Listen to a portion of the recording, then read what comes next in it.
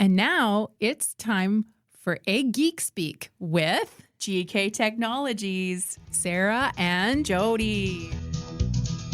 In the fields again, I just can't wait to get in the fields again. The life I love is spreading potash for my friends, and I can't wait to get in the fields again. No, I can't wait to get in the fields again.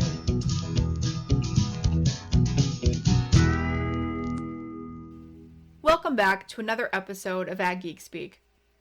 This is part 2 of a 3-part conversation with Agronomist Happy Hours Jason Hansen and Kyle Oakey.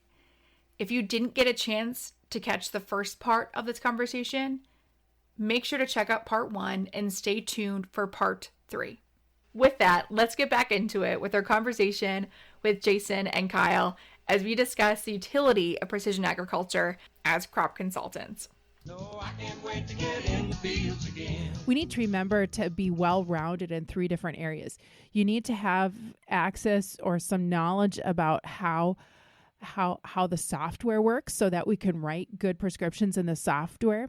You need to have good agronomy knowledge about understanding why you're varying the rates, because if you're varying the rates with no agronomic justification behind it, there's really no purpose in having a variable rate program. But you also need to understand how it works in the equipment and what it takes to get the prescription into the equipment and working, and what your parameters and restrictions are within that equipment. You really need to have that understanding of all 3 of those things.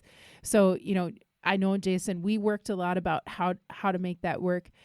Kyle, I visited with you before about, lots of different things with different controllers and those sorts of things, and how we can make our agronomy ideas come to reality. And so I don't know if either one of you want to comment on that, or Jody or anybody, but just a good thing that got brought up there. The equipment side can be broken into multiple categories too, because it's one thing is just getting the physical file to be read on the controller, on those modules, monitors, units, whatever. But then it's, how is that set up? Because I've got the whole gamut. And so does every agronomist that's working with farmers that do the precision ag thing. You've got the piece of equipment that has section control across where there is no section control. It's just across the whole toolbar. So case in point, one of the items I work with are like, I've got a farmer that runs all brand new modern John Deere equipment, is on Ops Center. It's like the best thing since sliced bread as far as getting all that information to flow into machinery.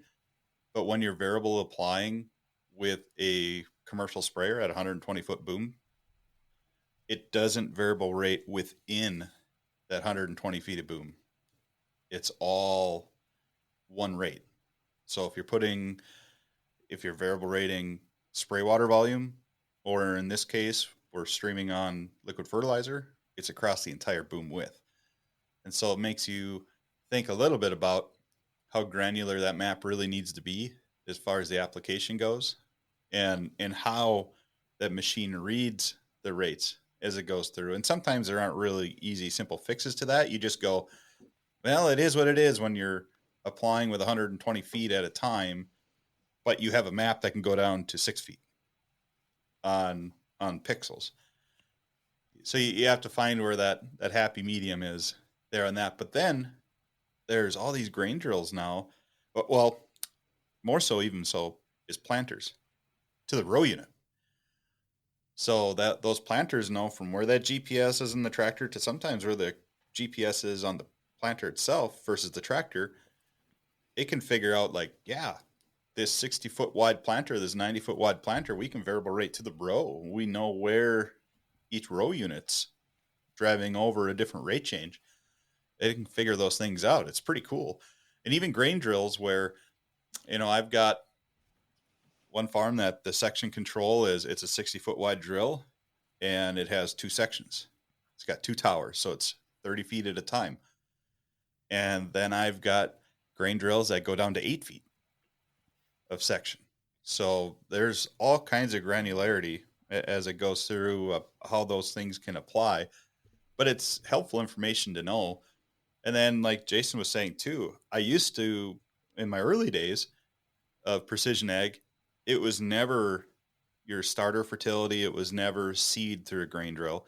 It was almost always anhydrous ammonia, because that was something that was a surefire deal as far as how to set up on a variable rate controller.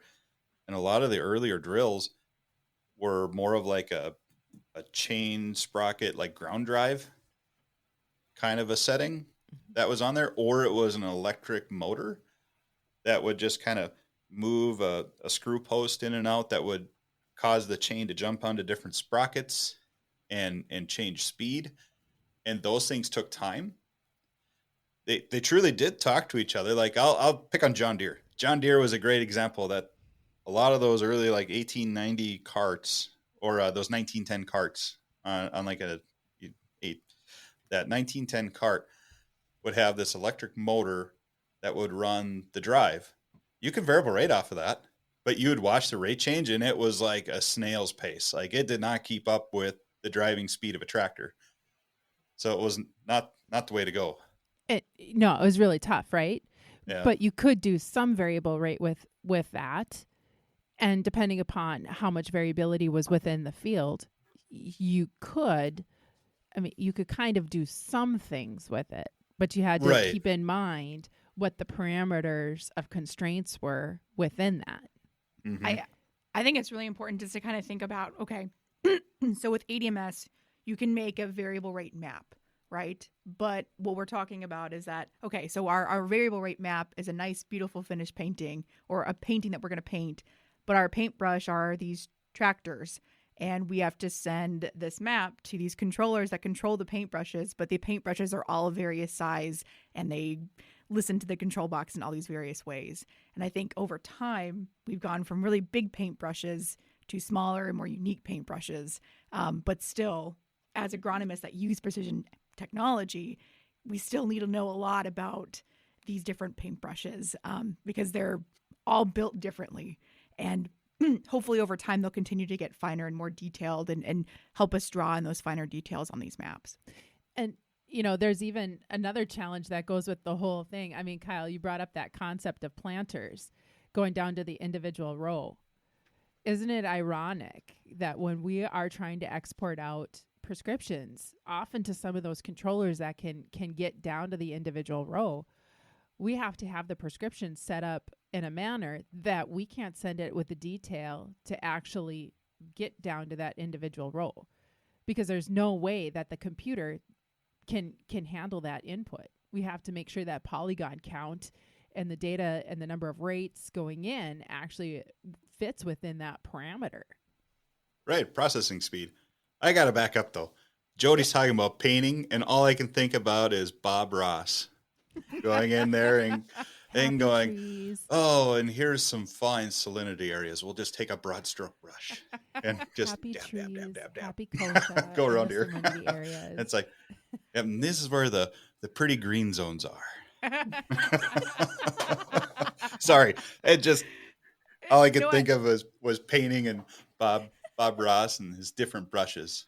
No, I love it because I think about like my farm that's not very precision agriculture, like advanced. We've got like a 1590 drill. So here I am trying to paint this beautiful picture and I've got no rate differences for my seeding. So I'm just like going out there with like a brick and painting. Should I get you some paint brushes for Christmas? Yes, please. If you can make that as a very nice new John Deere air seeder, that'd be fantastic. Thanks. But you brought up a good point on the granularity thing. I mean, there's every controller unit has different processing speed and how it can handle things. And, maybe that was one thing initially jumping into the precision ag realm was I didn't realize that. I'm like, well, doesn't all this stuff talk the same? And then you begin to really get an appreciation for certain brands and certain equipment. And we are not going to throw any brands under the bus on this podcast. Right. So you just understand that there are there are monitors and controller units that have different processing speeds, and so you have to learn how to work around those things. And there are workarounds on those things, and you guys have been great as far as bringing up the learning curve on that. And you're like, whoa, don't freak out, don't like the polygon count thing, like don't make them like a children's painting or something like that with like 10 blocks on a field so it can process it. Some some controllers can't handle the kindergartners coloring. They need Bob Ross. So yeah, there's huge differences just in equipment. I mean, you could have podcasts worth of information just picking apart that stuff and going through tips and tricks. Well, and we, and as Sarah said, and if you do have to explain this to a farmer, they see a certain color on a field and they think it's bad. It's unique. It's different. Doesn't mean it's bad. Some are, but some are not, right? absolutely. And you have to have that conversation. So just like everything's different. I've got some things that in one color scheme on one field, it is a salt and salinity issue. On the other one, it's just past history of drainage, and it's a very productive area. But it's in comparison to over a stretch of 30 years of time, it's just different. I So I think this is why it gets to be so much fun in the soil sampling and mapping process through this, because it's to your point, Sarah, when you said earlier, you have to have kind of like I think you explained it like a three-legged stool. At least that's my corporate 10 years being ingrained in me to think through how to compare things. But one of those was just your agronomic knowledge of what's happening. And to Jason's point, yeah, I've actually, it's super cool when you see it, when you're mapping a field and you're building zones and you go, wait a minute. Okay. So one year, this is the worst part of this field. And the next year it's the best. And then you start like digging through that and biomass, and you start verifying things by talking with the farmer and looking at other sources of imagery, and you're like, okay, I can verify that's not a weedy spot. That in fact was high biomass that year, and it was drowned out this year. Oh, okay. So we got to treat this different. Think about some of those spots like in 2019, tons of moisture, right? Those sandy spots that were on the hilltops that normally drought out, they probably did absolutely fabulous. And then you get to 2021, just 2 years later, and they were probably just dead garbage, and that it doesn't mean that that's a bad spot necessarily. But boy, if you can predict the weather, you'd know how to what type of a crop to plant it for in that spot. So funny sidebar in this. One of my farming clients I work with, he was Snapchatting me, kind of updates going through corn harvest, and he goes, "Man, I can't wait for you to get this yield map so you can compare on how this looks to the variable rate map for the seeding." And then the cooperative went in and spread fertilizer variable rate. And he goes, "I don't know if they exactly match. I'm not sure, but man, is there variability in this field?" And going through some of that, kind of talking through the ideas, I'm like, well, some of these parts you're showing me pictures. I'm like, these are the clay pan areas. So that makes total sense, as they hit a clay pan and those roots can't go any further. And so they're restricted by like 4 inches of topsoil. And if that dries out, it's toast. And that's exactly what happened at certain times in the year this past season. But then the one that made me chuckle a little bit, and he totally forgot about this, but it was like glaringly obvious to me all season scouting. And he goes, "Yeah, I don't know what the deal is, but like I jump just one header width over here. It's like, watch this. It goes from, 100 and, well, let's say like 100, 105 bushel corn. And then all of a sudden it's like 150 bushel corn. And it's like, it's across all the soil types, those clay pan areas, the hills, the good spots, everything." I'm like, don't forget about the big giant planter skip you had there last year. It's like there you can see the the absolute importance in stored soil moisture. Oh, that's It's, absolutely. just things that he's like, oh, that's right. That was the case. And then you have to think through that, like, and all I could think is like, yeah, there's 2 years of imagery basically wasted as far as trying to keep refining zones because it doesn't help. But you know what? That's a really good. I'm glad you brought that up because even, you know, as a farmer that doesn't have a lot of equipment with precision capability, I still find having those zone maps and having, you know, data on soil test results or like even planting maps, having those maps just to look at, even though if they're not put into a zone to manage with or be used in a controller to variable rate with, just having those maps as reminders of what went on or to help kind of at the end of the year do an audit of like, okay, why are we sitting where we are or looking back historically at those maps? That's really important to put together the whole big picture of, okay, why are we seeing what we're seeing at the end of the season for yield? So there's not only that value in doing VRT, but also having that really important information piece. Yeah, that's I've got one client that he's slowly adapting into just putting on anhydrous. One of his comments was is that we are maintaining yield on fields with uh, a lot less nitrogen fertilizer because of our placement. So I had the season's going along and it's busy and you forget stuff that's on your computer that you're supposed to do. So I went and composite sample the field, right? And I was supposed to zone sample it. Totally forgot. Send it back to him, get the results, email to him. He's like, "Whoa, I thought this was supposed to be a zone." I'm like, "Oh, yeah, it was." And he looks at the number and he says, "This number's way too high. I pulled a really good canola crop off of this." Okay, well, this was, and I was out. He didn't have all the field off when I sampled this thing composite wise, and it was tall. So I go back in when everything's off and I zone sample it, and it comes back. It's a 4-zone field, and this is some of the highest areas of nitrogen residual in the areas that don't produce anything. And I got a 4th zone that's kind of sandy. So I look at this map and I'm like, just for the heck of it, I'm like, this map looks like it's a quarter. And so I take this zone, that zone, I'm like, that looks like it's about this many acres. So I start just writing it down and multiplying out the numbers. It came exactly out to the composite number. So now I have this awesome piece of information that I can send him the composite sample, and then I can show him this piece. And you'd think this would be just like the floodgates would open and every acre on that whole farm he'd do. No, he's just going to take it in small steps.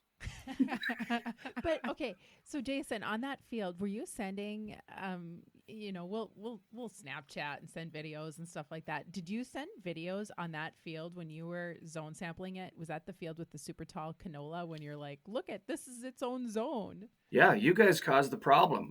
You total distracted me. It was so I wasn't focused. I wasn't in the zone. No, trust totally me, distracted. you did have zones. So if you weren't in the zone, that was your own fault. I made sure they were really nice looking. So we'll come in and we'll get that thing wrapped up for him and before spring, and then he'll go in and anhydrous that because it's going to go to wheat. But to me, that was so what happened was I knowingly I didn't think of it, but those areas where it was lighter organic matter. So in some of those videos, if you remember, I'm in green blooming canola. Okay. That is a true indication if you're on any piece of ground, you have light sandy soil type underneath you and you didn't get enough water because the canola's got a little shot of rain and it's trying to regrow. On your post-harvest when you're soil sampling. Yeah. Yep, when you're post-harvesting. Yep. So and then your probe's going to tell you that. Well, when that came back, that was elevated because it didn't raise a crop very well because it dried up, it burnt out.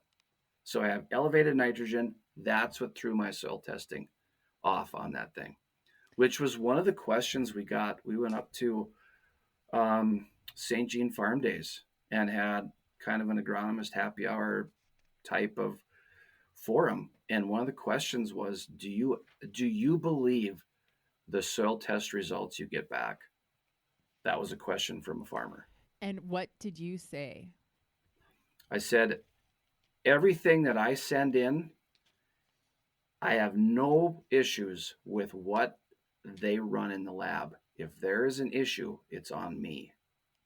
I'm the factor there that's going to make this. So I'm not paying attention like I should. I alter the depth. I all of a sudden start dropping a 0 to 8 in instead of a 0 to 6, or I stick a few spots I should have stayed out of, or I got too close. It's really tough in a dry year because all the stubble it doesn't show you that variability as much. It all looks bad Okay, but compared. I'm going to ask you that question again, Jason. Let's say you get done soil sampling a field and you feel good about the soil samples that you've pulled. Okay. Mm-hmm. So, and you send it into the lab, you feel good about the lab analysis. Do you believe the soil test results that you get back? I mean, you just got done telling us a story about a farmer that Yep. said, man, there's no way that we had this kind of residual nitrogen because we had such a good canola crop. And you know, Kyle, you can put your opinion in on this too. I'll ask you the same question. Do you believe the soil test results that you get back, you know, to both of you guys, when you get done sampling and you feel good about your soil samples that you've pulled? Yeah, I do. I've gone back and resampled a few fields out after 21, and I did a couple this year too. So after a drought, you have an elevated high number. And I don't know what it is, but people will believe a low number way more than they'll believe a high number. Okay. So in a composite situation, what that tells me, in a lower number, there's less variability in the field. And when the number's high, there's higher variability. And it showed up a lot Mm-hmm. more in wheat than it probably did in barley. But when I've come back, even on a composite, and I don't even have GPS marks, but I kind of know how I've sampled the field, I am always within 5 to 10 pounds on the resample. Always. So I feel very confident in as long as I'm not mixing something up in the truck, in the buckets, I forget them outside somewhere for 4 days and it gets hot, that type of thing. Yeah, I'm complete confidence. I know where the problem is. It's me. Yeah, I would agree with Jason. I really do trust the results. Sometimes I mirror everything he's saying. Yeah, you see a high number and you're like, boy, is that right? And you keep questioning yourself. But I've got a great example where it really builds into the confidence that, yes, those are right. You got to trust those numbers and see it. Every soil type's different. Every landscape's different. Geography's different. And I have the pleasure and maybe the burden sometimes to soil sample across a really large geography. And I do some soil sampling in far eastern Montana, and this is the example I'm thinking of. They have a very heavy silt soil type in that area. It's a really unique looking soil. When you pull cores, it actually is probably some of the nicest soil sampled or soil sampling I do, because you get these nice full cores.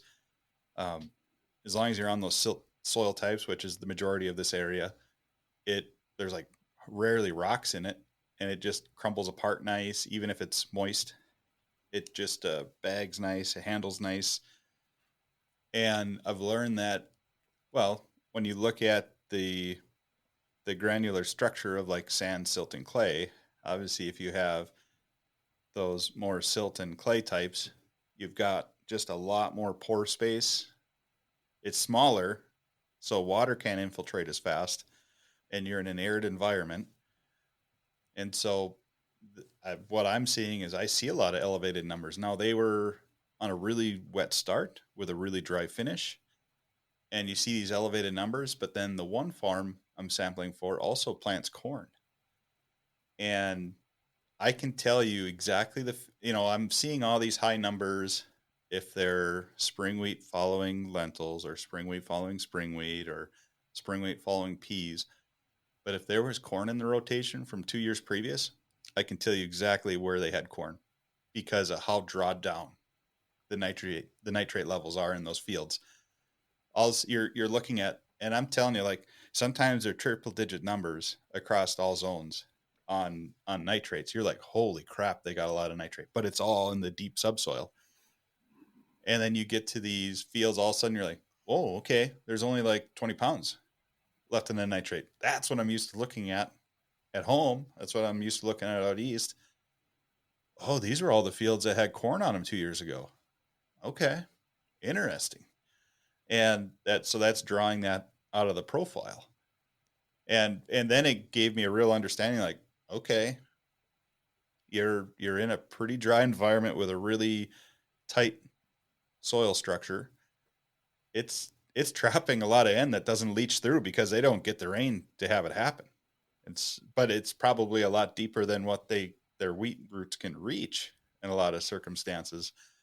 And so you sit there and peddle all this, like, how do we interpret high nitrate levels on that soil type versus going back to Dickinson or Bismarck or up to Devil's Lake and using those high numbers? You know, what do we get for fall moisture? What do we get for winter moisture? What do we get in the spring? How do we do this differently? When did we fertilize?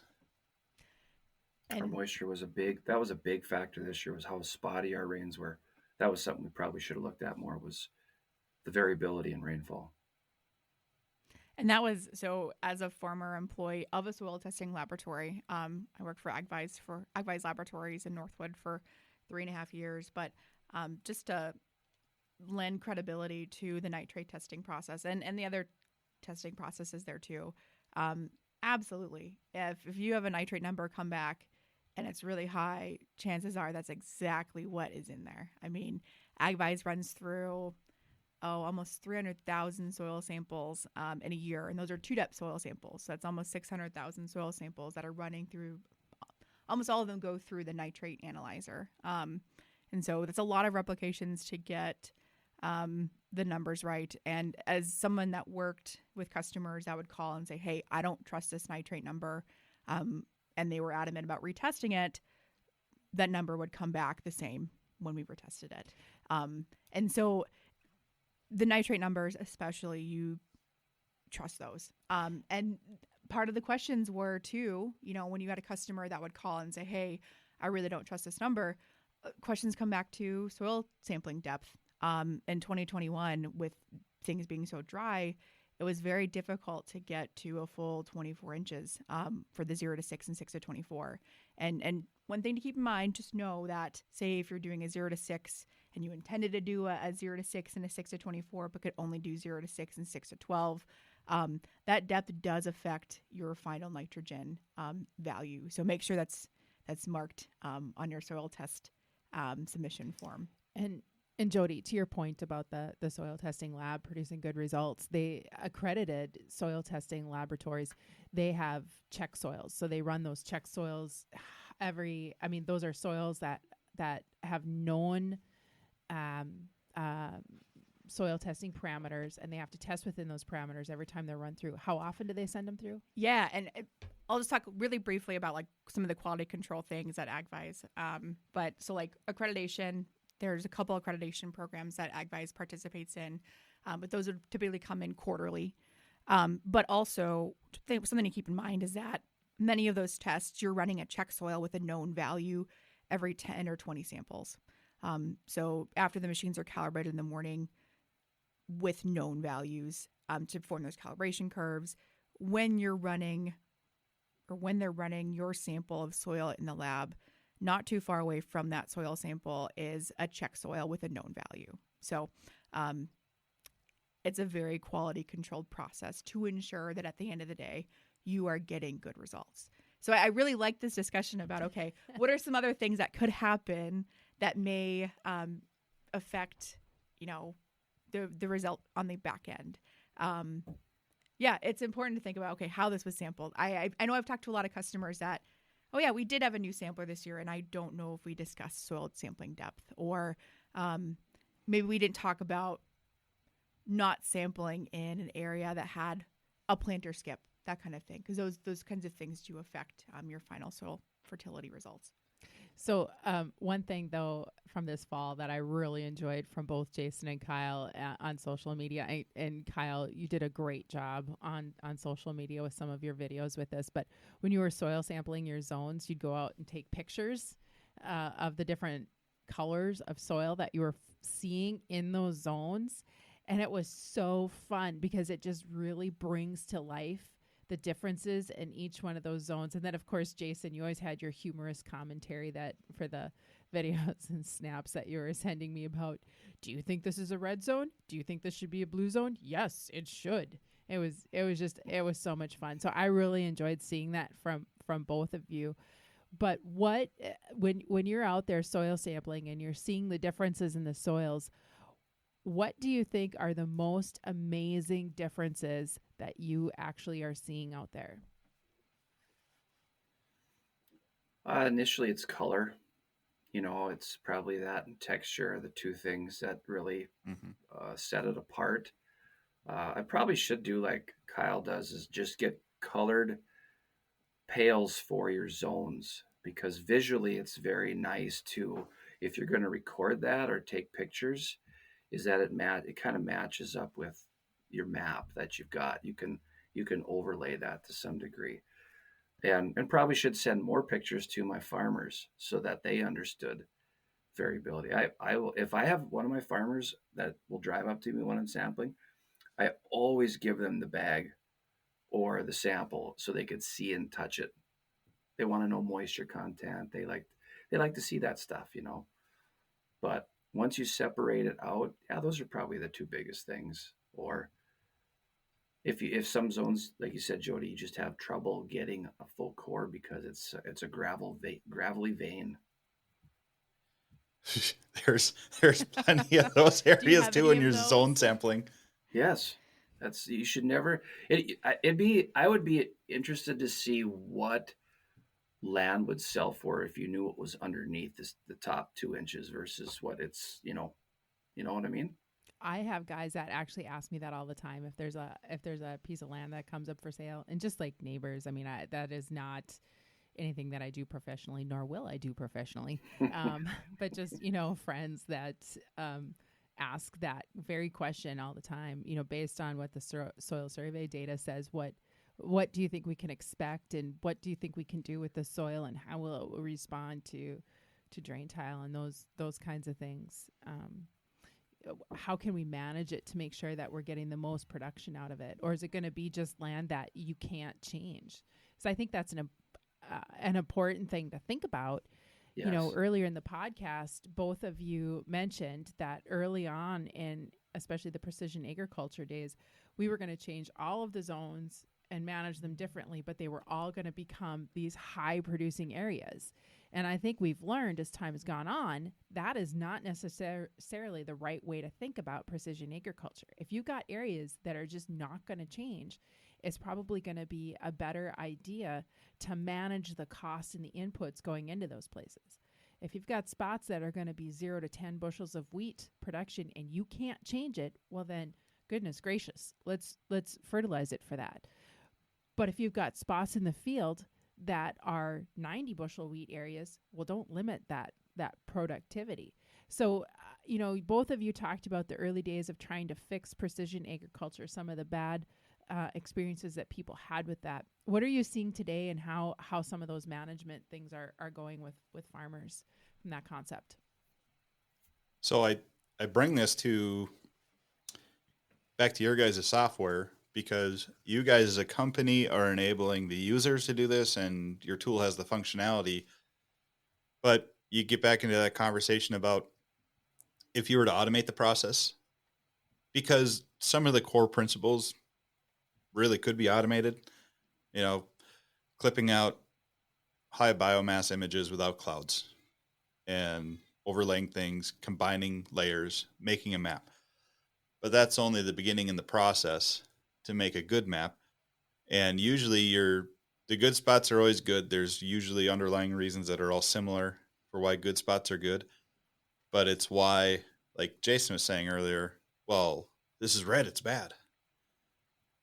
Well, not necessarily. It just means it's different. But then usually within those areas that return low values all the time, there's usually a whole gamut of reasons why it may be a poor producing area.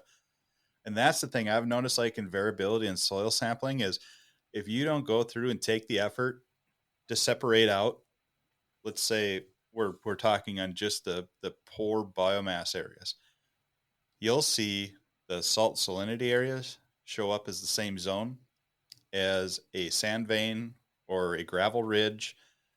And if you start soil sampling those two things and throwing the soil in the same bucket, all of a sudden it's going to show everything's elevated and high.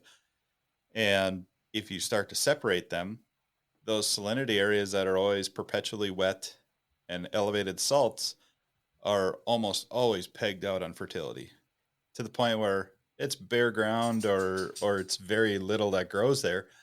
That's like a shut off zone. Like, don't even, like, there's a lot of precision ag that you're like, hey, you can straight save money by just shutting off on these areas. And they're like, well, it's only like a quarter acre or a tenth of an acre or half an acre.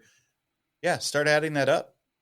You start adding that up 1 to 5 acres every field you do, and that's a quarter's worth of ground for some farms. You know, when you start to look at it collectively across the board, and you're like, that adds up. But then in those same fields where you have like those shutoff values, because everything's pegged, you've got those gravel bars or sand ridges or veins that come out of a light soil type. It might not necessarily be related to topography, but when you soil sample those, you go, hey, I still get yield out of this, especially in a year where we get decent rain and timely rain. So I don't want to zero these out, because if I zero them out, then I'm for sure just toast. It's not going to make anything. And what you find in those areas, like I'm seeing it all the time now. And so that's how I judge if I did a zone map good, is I'm looking at certain values. I'm looking at organic matter. I'm looking at potassium, looking at sulfates, and I'm looking at those three numbers. And when I want to, those zones that are like ridges and hilltops usually come low in all those categories there. And sure, you shouldn't fertilize the same as your best areas of the field there, but they do need some fertility. And generally they're so low in potassium and sulfates that you need to do something. Like you go, hey, this can still produce 20 bushel wheat or 70 bushel corn. But if you have 90 part per million potassium, you're toast no matter what you do on your corn yields. You got to put some potash in those zones, but you shouldn't be putting a pile of potash in those zones. So I don't know. That's just how I've geared into it and looked at it differently. And that's enablement from your guys' training and your guys' mindset. And then it's just bringing it back to the agronomy going, hey, as agronomists, we understand these things. Now I know how to map them differently and separate things and you know, parse out zones to look differently. And when I'm soil sampling, I look at it completely differently now. Thank you so much for joining us on this week's episode of Ag Geek Speak from GK Technology, where we have a map and an app for that. Join us next week for the third and final part of our conversation with Agronomist Happy Hour, and we will see you next time. And I can't wait to get in the fields again. No, I can't wait to get in the fields again.